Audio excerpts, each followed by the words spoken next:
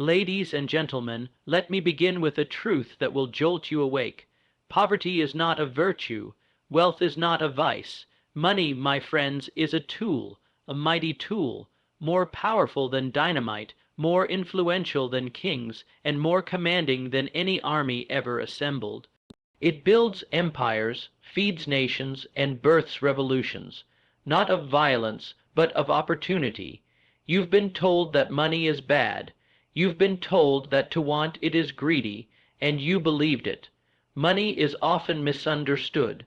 Many people grow up hearing phrases like money is the root of all evil or rich people are greedy, and these ideas slowly shape their beliefs, but in truth money is neither good nor bad, it is neutral. It has no emotion, no intention, no morality. It is simply a tool like fire or a hammer. In the right hands, money can build hospitals, fund education, feed the hungry, and create opportunities for millions. In the wrong hands, it can also be used destructively, but that doesn't make money itself the problem. It's the intent and mindset behind it that matter. We must stop demonizing money and start understanding it. To reject money is to reject influence, freedom, and the power to make real change. Without money, even the most compassionate person is limited in what they can do. Ideas need resources. Causes need capital. Vision needs funding. You cannot uplift others if you are stuck in survival mode yourself.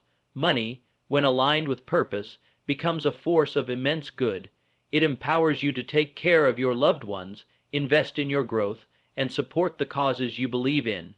It provides time, choice, and the ability to say yes to life's greater possibilities. Thinking of money as a dirty word limits your ability to attract it and use it wisely. Those who succeed understand this truth early. Money obeys clarity, confidence, and courage. It follows those who treat it with respect, not fear. The key is not to worship money, but to recognize its role as a servant, never a master. When you view money as a tool, a means to an end, you shift your entire relationship with it, and that shift can open the door to a new level of power, purpose, and impact. There is a deeply ingrained myth in society that suffering is noble and poverty is somehow virtuous. Many are taught to believe that being poor makes you morally superior or closer to humility and goodness. But this belief is not only false, it's dangerous. Poverty limits choices. It restricts potential. It puts you in a constant state of survival where your focus is narrowed to meeting basic needs rather than pursuing dreams, serving others, or creating value in the world. Romanticizing poverty keeps people stuck. It teaches them to tolerate lack rather than break free from it. The truth is, poverty crushes ambition. It silences great ideas. It blocks access to quality education, health care, and time that could be spent building, learning, or loving. You can't think expansively when you're constantly worried about the next bill. You can't help others when you can barely help yourself. There's no glory in financial struggle when it robs you of your peace, purpose, and power.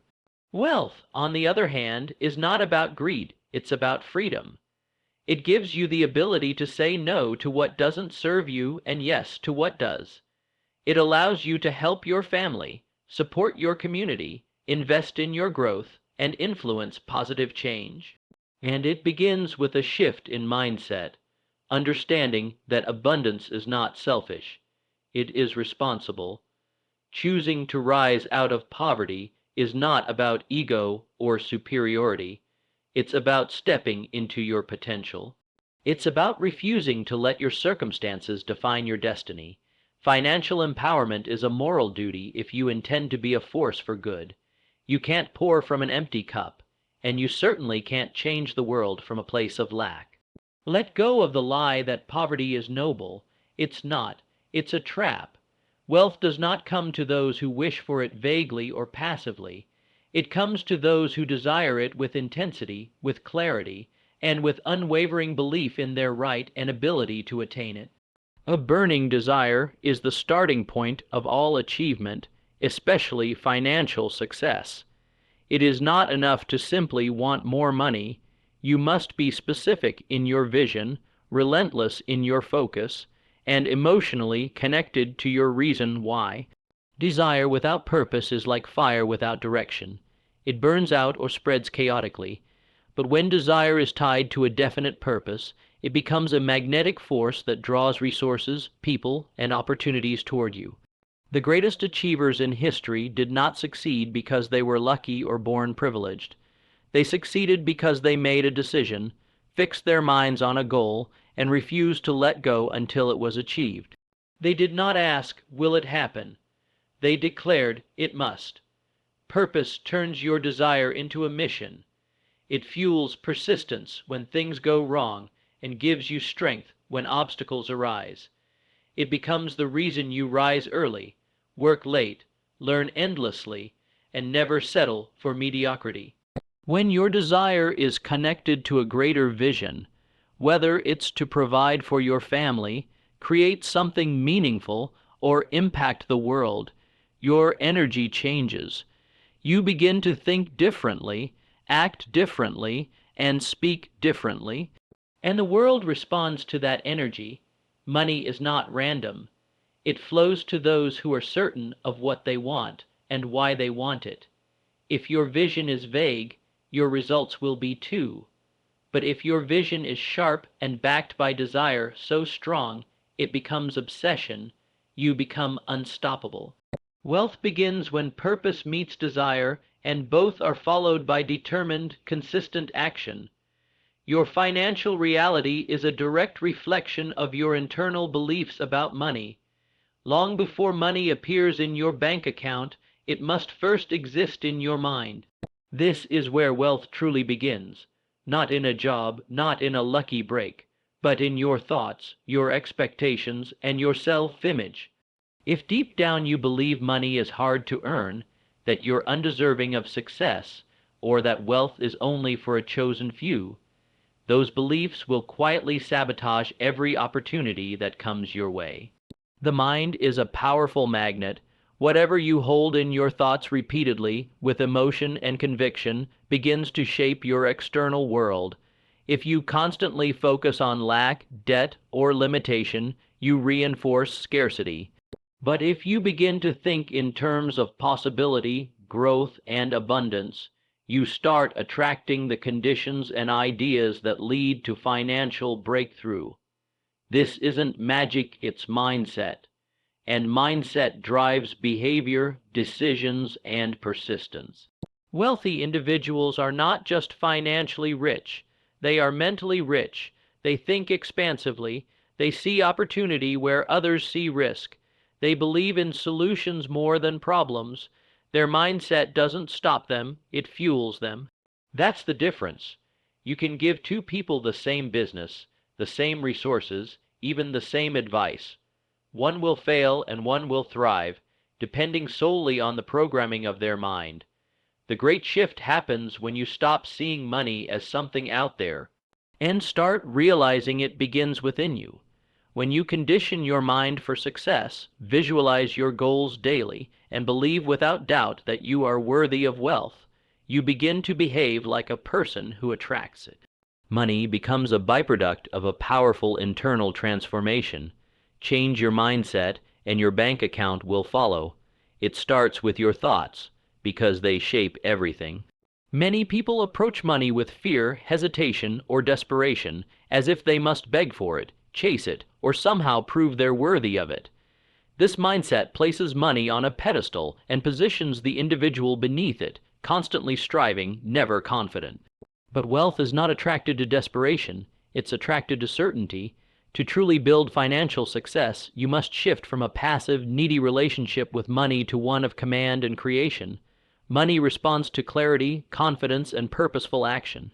It is not something to be pleaded for. It is something to be earned, created, and drawn to you by the value you bring to the world. When you approach money as a creator, you stop waiting for permission. You stop hoping someone will hand you an opportunity. Instead, you start asking bold questions. What can I build? What problem can I solve? How can I serve others at a higher level? These questions are the foundation of wealth. Creators don't fear money, they master it. They study it, learn how it works, and align their energy with abundance rather than scarcity. They act from belief, not from lack.